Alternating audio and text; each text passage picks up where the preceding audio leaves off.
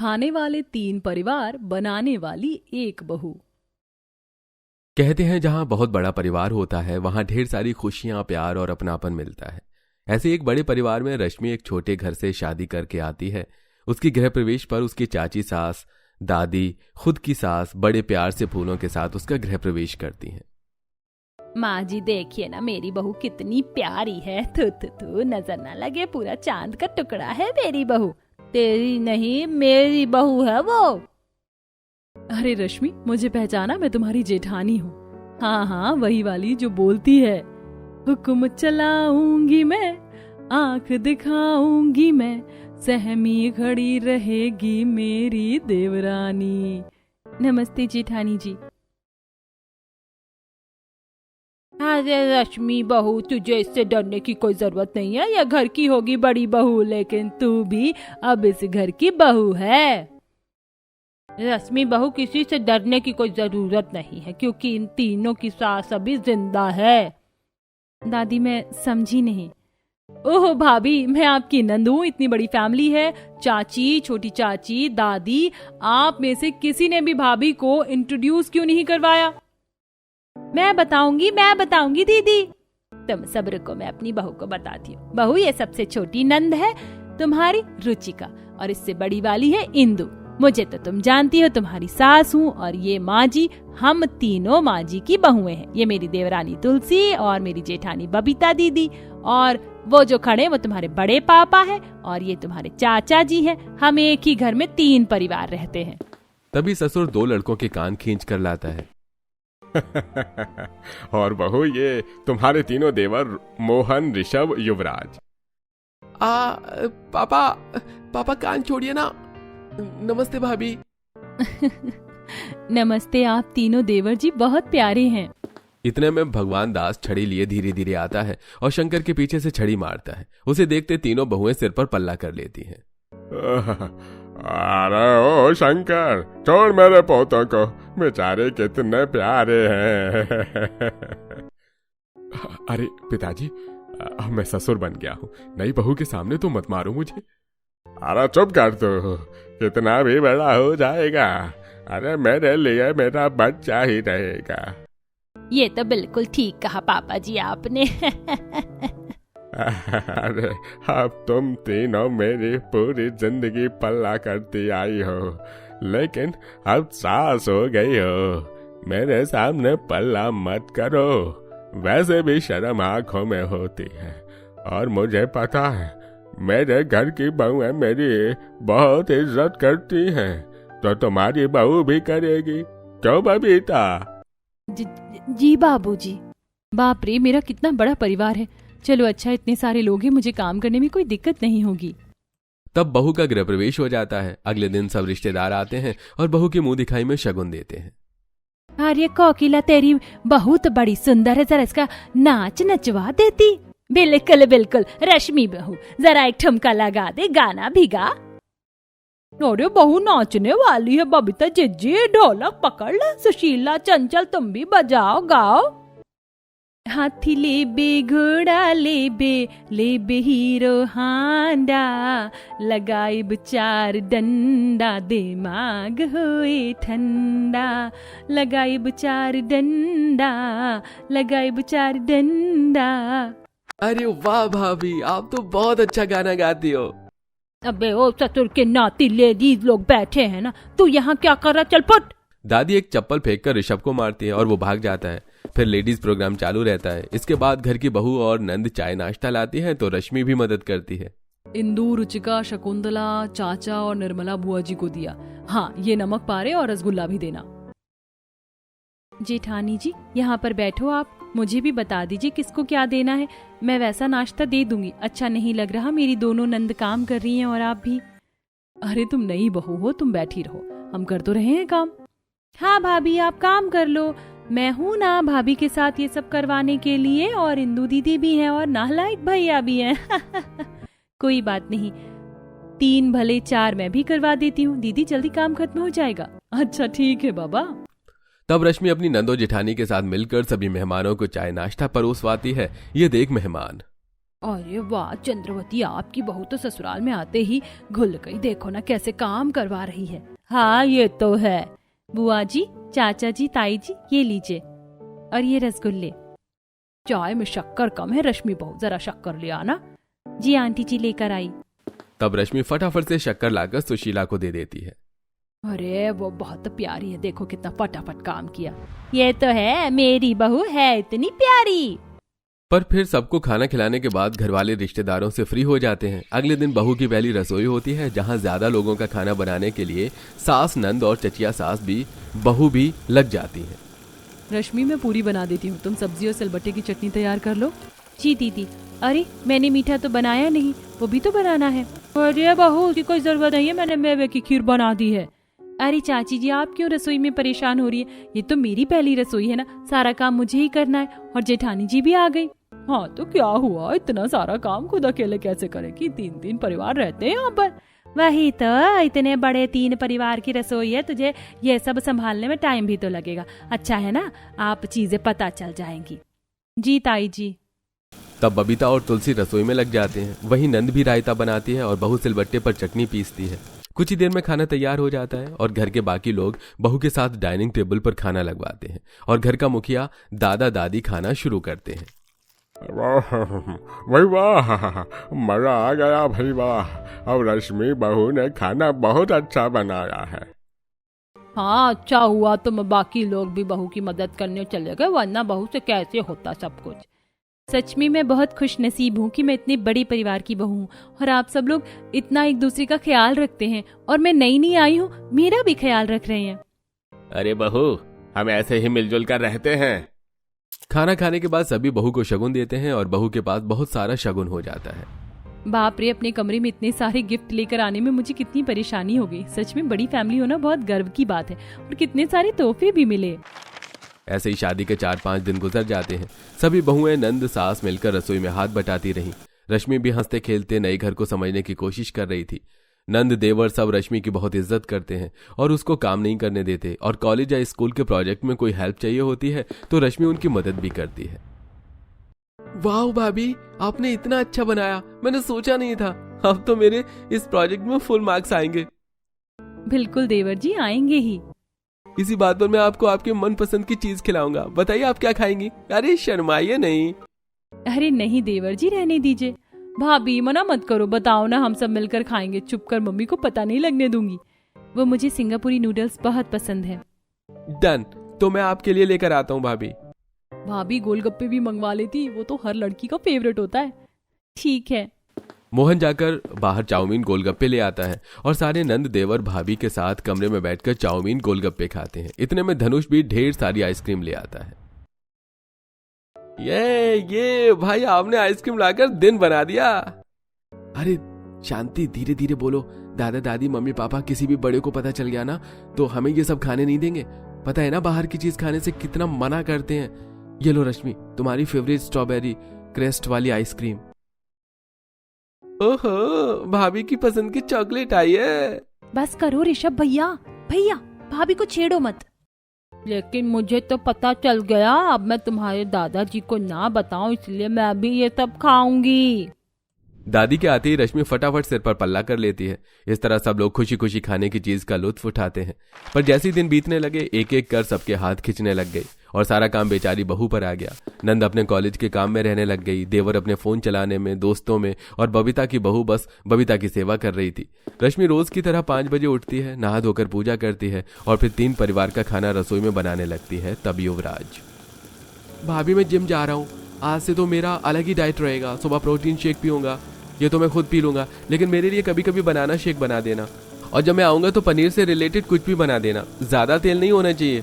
और हाँ, मुझे अपनी बॉडी बनानी है तो लाइट वेट खाना रखना, मिर्च मसाले इतने नहीं डालना, और सलाद अब से रोज काट कर देना, 3-4 तरीके का। जी देवर जी, अब तो धीरे धीरे घर का सारा काम मुझ पर आ गया है। जेठानी जी भी अपने काम में बिजी रहने लगी। रुचिका छोटी है, इंदु आती नहीं, और ताई सास, चचिया सास, मम्मी जी से क्या ही कहूँ। अरे बहू, शाही पनीर बना देना, साथ में चावल और 1-2 अपने तरीके की सब्जी बना लेना, ठीक है? अब इतना बड़ा परिवार है, तुम्हें तो पता है, कोई कुछ खाता है, कोई कुछ खाता है। भाभी मैं शाही पनीर की सब्जी नहीं खाती, मेरे लिए आप मलाई कोफ्ता बना दो, मम्मी पापा भी खा लेते हैं। अरे बहू ये कौन सा आटा है? हाँ बाजरा, उसके साथ कोई अच्छी सी आलू की सब्जी बना लेना। रात को फिलहाल सिलवट्टे की लाल मिर्च और लहसुन की चटनी बना दो। जी मैं सब बना दूंगी इंदू दी, आप मेरी थोड़ी सी किचन में हेल्प करवा देते। वो पनीर नहीं है, देवर जी का भी पनीर सलाद बनाना है, बाजार से लाना पड़ेगा। आप जब तक आटा लगा दो और सलाद काट दो, मैं पनीर लेकर आती हूँ। नहीं भाभी, कल रात से मेरे हाथ ना बहुत दर्द कर रहे हैं असाइनमेंट लिखकर, मेरे से ये सब काम नहीं होगा। आप रुचिका या चंचल भाभी को बुला लो। ठीक है। तब रश्मि रुचिका के पास जाती है। नहीं भाभी, मैं बाहर नहीं जा रही। बाहर बारिश की वजह से गलियों में कीचड़ हो रही है, मेरे को गिरने का बहुत डर लगता है और दुकान दूर है पनीर वाली। अच्छा तो सलाद ही काट दो, मैं पनीर ले आती हूँ। नहीं भाभी, मेरे ट्यूशन का टाइम हो रहा है, मुझे अपने क्वेश्चन रिवाइज करने हैं, सॉरी। टेंशन में रश्मि चंचल के पास जा रही होती है तो ऋषभ से टकरा जाती है। अरे भाभी, किस ख्याल में खोई हो? अच्छा मैं बाद में बात करता हूँ आपसे। अरे ऋषभ चला गया। मोहन जरा पनीर की दुकान पर चले जाओ पनीर लाने। भाभी मुझे नहीं जाना, मैं अभी तो कोचिंग से आया हूँ, थोड़ी देर फोन चलाना चाहता हूँ। घर में इतने सारे लोग होने के बावजूद भी कोई मेरी मदद नहीं करना चाहता। चंचल के पास जाती है जहाँ वो अपनी सास के पैर दबा रही थी। ये देख वापस रसोई में जाकर खाने की तैयारी करने लगती है।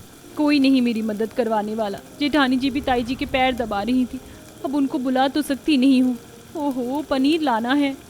ये कहकर रश्मि बाहर जाकर पनीर लेने चली जाती है। घर आकर 3 परिवार का खाना बनाती है और सबके अलग अलग पसंद की चीजें भी बनाती है। कुछ देर बाद सब खाना खाते हैं। अरे बहू, चटनी तो बहुत अच्छी बनाई है, जरा और देना। मुझे भी दो बहू, और रोटी भी। मुझे चावल पकड़ा बहू। भाभी मेरा पनीर सैंडविच और कल टोफू ग्रिल हनी देना। युवराज भैया मुझे भी एक खीरा दो ना। बिल्कुल नहीं मोहन, ये मेरी डाइट का है। पापा भैया से बोलो ना, भैया मुझे ये थोड़ा सा खाने नहीं दे रहे। चाचा जी जिम वाला खाना है, अब आप इसको समझाओ ना। अरे तो इसको थोड़ा सा दे दे भाई। तुम आजकल के बच्चे भी ना जिम में जाकर पैसे उड़ाते हो, ये नहीं कि घर में कसरत कर लो, ईंट पत्थर उठाकर, घर में सिलेंडर उठाकर। वाह दादी, आपने बिल्कुल ठीक बोला। ओहो इंदू की बच्ची, ज्यादा मत बोल। 2-2 हजार के मेकअप प्रोडक्ट लाती है और मेरे पैसों पर बात कर रही है। अरे चुप करो तुम सब, सुबह सुबह तुम सब बच्चे घर को चिड़ियाघर बना देते हो। अरे 3 परिवार एक साथ रहते हैं तो बच्चे तो चिड़ियाघर बनाएंगे ही। बहू एक एक करके सबको खाना देती है और बहुत ज्यादा परेशान हो जाती है। कभी किसी को पानी की बोतल देनी पड़ती है तो कभी बीच बीच में रोटी बनाने जाना पड़ता है। 1 घंटे बाद सब लोग खाना खाकर फ्री होते हैं तो बहू को बहुत सारे बर्तन साफ करने पड़ते हैं।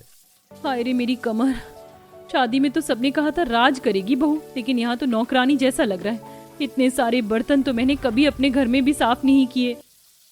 बहू बर्तन साफ करके अपने कमरे में आती ही है कि कोकिला। अरे बहू, कपड़े बहुत गंदे पड़े हैं और 1-2 साड़ी रह गई, अब समझ नहीं आ रहा, तू अच्छे से धो दे कि जरा साफ कर दे, महंगी साड़ी है। जी माँ जी, मैं कर दूंगी। अरे रश्मि बहू, तू कपड़े धोने जा रही है तो मेरे कमरे के चद्दर और पर्दे भी ले ले, शादी की वजह से गंदे हो गए हैं।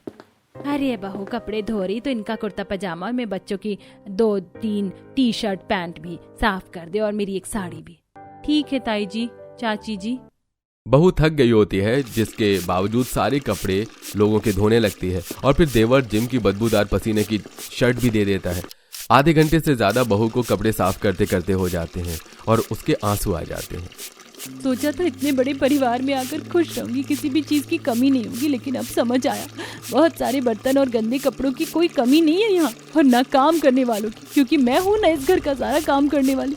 मेरी तकलीफ तो कोई समझता ही नहीं है। माँ जी से कहकर एक नौकरानी तो लगवा लेनी चाहिए। 3-3 परिवार में अकेले कैसे संभालूं? भाभी, मैं स्कूल के जूते भी धो दोगे आप? हाँ रुचिका, मैं कर दूंगी। जरा ये आधे कपड़े छत पर सुखाने चली जाओ, बाकी के मैं खुद ले जाऊंगी।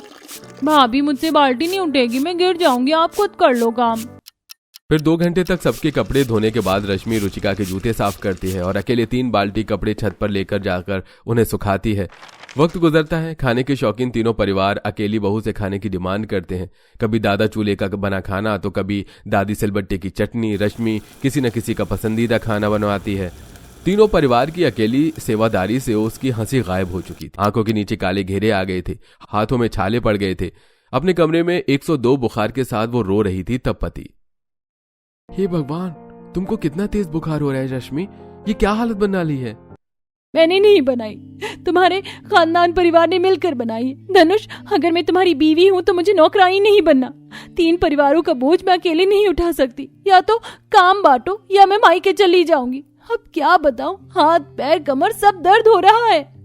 तुम चिंता मत करो, कल मैं माँ से बात करता हूँ। अगले दिन धनुष कोकिला से कहता है, माँ ये घर होटल नहीं है जहाँ खाना बना मिलेगा और कोई हिसाब ना हो। अब से हर घरवाली बारी बारी से खाना बनाएगी। नौकरानी ले आओ। देखो अकेले 3 परिवार का खाना बनाकर रश्मि की तबीयत खराब हो गई है। उसे 102 बुखार है। क्या बहू को बुखार है तो दवाई दिलवा दे। ये खाना बनाने वाली बात कहाँ से आ गई है? अब इतना बड़ा परिवार है, चंचल ने भी अकेले सबको खाना बनाया है, इस बारे में कोई बात नहीं होगी। तो बहू को दवाई दे बस। और हाँ, मेरी मन्नत थी तुम दोनों की शादी के बाद घर में हवन हो, तो कल घर में हवन है, फिर शाम को पार्टी है, वो तैयारी करवा। धनुष की बातों की सुनवाई नहीं होती। वो अपनी पत्नी को दवाई दे देता है। जहां अगले दिन भी घर में सुबह हवन होता है और रश्मि को ही प्रसाद से लेकर शाम के खाने तक की तैयारी करनी पड़ती है। जिसके बाद घर में मेहमान आना शुरू हो जाते हैं और एक तरफ कुछ मेहमान के लिए ड्रिंक रखी थी जिसे रश्मि पी लेती है तो बहकी बहकी बातें करके लड़खड़ाने लगती है। कोकिला, ये तेरी आज्ञाकारी बहू को क्या हो गया? शराब पी है? अरे भगवान, ये लोग कैसी बातें कर रहे हैं? हाँ तो क्या हुआ आंटी जी, मैंने अपनी मर्जी से मैं कुछ कर ही नहीं सकती क्या? थोड़ी सी पी ली तो जब देखो सब बोलते रहते, रश्मि बहू ये बना दो, रश्मि बहू पकौड़े बना दो, रश्मि बहू कपड़े धो दो। लेकिन रश्मि बहू कितनी परेशान है किसी को नहीं पता। रश्मि बहू देखो फिर रश्मि बहू, देख रहे हैं ना आप सबको पता नहीं मेरे 3 परिवार वाले हैं और उनका खाना बनाने वाली सिर्फ एक अकेली बहू। कोई मेरी मदद नहीं करवाता, सब काम मैं खुद करूं। ये मेरा हाथ देखा, कभी मुलायम था, अब बर्तन घिसती रहती हूँ पूरा दिन घर में। तभी रश्मि लड़खड़ा कर गिर जाती है और नंद संभालती है। इंदु दी, छोड़ दो मुझे मेरे हाल पर। जैसे तब छोड़ा था जब मैं आपसे काम में मदद करवाने को कह रही थी और आप सब लोग कॉलेज के प्रोजेक्ट, फोन चलाने या कहीं और बिजी थे। इतने बड़े परिवार में आकर भी मुझे क्या मिला? यह कहकर रश्मि बेहोश हो जाती है। पार्टी के लोग चले जाते हैं। घर वाले बहुत परेशान होते हैं और डॉक्टर बहू का चेकअप करता है। इनको तो अभी भी बुखार है, आप सबने ध्यान नहीं दिया? देखिए, इनको अपनेपन की बहुत जरूरत है, मेंटली बहुत परेशान है, जिस कारण इन्होंने अल्कोहल भी लिया है। इनका ख्याल रखिएगा। अच्छा, मैं चलता हूं। डॉक्टर चला जाता है। सभी लोग मौजूद और परेशान होते हैं। हम सबसे बहुत बड़ी गलती हुई है जो बहू पर घर का सारा काम छोड़ दिया। बताओ, 3 परिवार को संभालने वाली हमारी बहू आखिर कब तक हिम्मत करती? नशे में ही सही उसने सही बोला तो सही, वरना हमें कभी पता ही नहीं चलता। चलो बहू को आराम करने दो। अगली सुबह रश्मि को होश आता है तो उसे पार्टी की गई हरकतें याद आती हैं, जिससे वो शर्मिंदा हो जाती है और अपने परिवार के सामने माफी मांगती है। माँ जी, पापा जी, दादा दादी, आप सब मुझे माफ कर दीजिए। कल रात को मैंने बहुत बड़ी गलती कर दी। मैंने गलती से कुछ मत बोल बहू, हमें माफ कर दे, हम तेरे गुनाहगार हैं। एक बार भी हमने तेरे बारे में नहीं सोचा कि 3 परिवारों का खाना और बाकी सब तू अकेले कैसे कर रही होगी। पर हम सब अपनी धुन में रहे। हाँ बहू, माफ कर दे, लेकिन अब से इस घर का हर व्यक्ति काम करेगा। सोमवार को चंचल बहू, मंगलवार को तेरी नंदे, बुधवार को सासू माए और बाकी दिन तू, जिससे अब किसी पर बोझ नहीं बनेगा। बड़े परिवार की जिम्मेदारी तेरी थोड़ी है, सबकी है। शुक्रिया दादी, मुझे समझने के लिए। इस तरह रश्मि के ठीक हो जाने के बाद घर के सभी लोग बराबर मात्रा में काम करते हैं। दोस्तों, घर में एकता और समझदारी तभी आती है जब काम और जिम्मेदारियां बराबर बांटी जाए। क्या आप हमारी बात से सहमत हैं? कमेंट करके हमें जरूर बताइएगा।